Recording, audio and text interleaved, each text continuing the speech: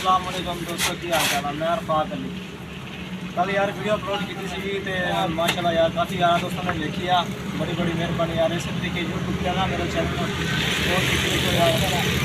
उसके बाद यानी कि आज तक दिखावे सारी चीज़ का जिन्हें माल मिक्स हुआ वा जिन्हें यानी कि कम हुआ सारा उस तरीके जावागे। हम देखो जी माल कभी माल है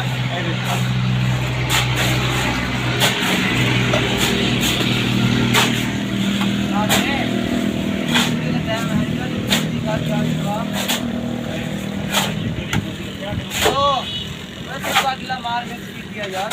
हेलो वो वीडियो बन रही है बात मेरी पर मैंने समझावा गया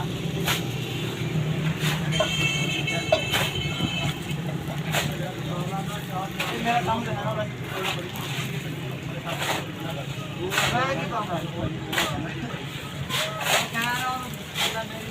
ना ये नंबर दे दिखती थी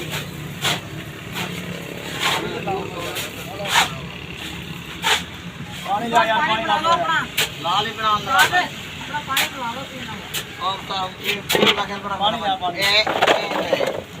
लाल पे चढ़ गया पी लेकिन मैं सारा माल मिक्स ही था भैया।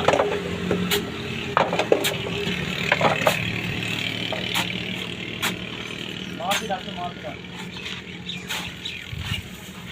कैमरा मार भी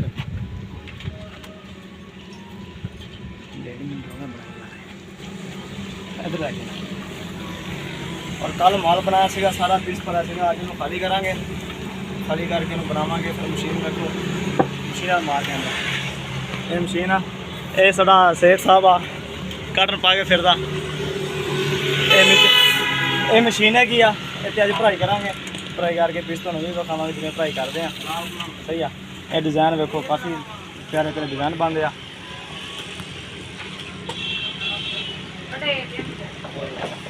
कल भर के गए थे बड़े प्यारे प्यारे डिजाइन बन गया।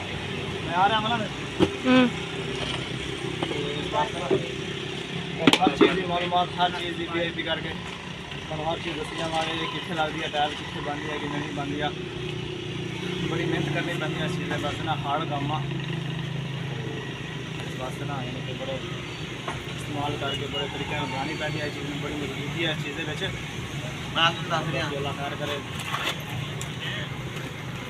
बनवाने वाली वीडियो हर चीज़ दिखावे हर चीज़ दसांगे ये चीज़ किमें बनती है कितना बनती है किमें बिक रही है तुहानूं हर चीज़ मालूमात हर चीज़ का दसांगे। जिस तरीके यार तुसीं टिकटॉक पर सपोर्ट की उस तरीके यूट्यूब के चैनल पर सपोर्ट करो हर चीज़ तुहानूं दसांगे असीं की कर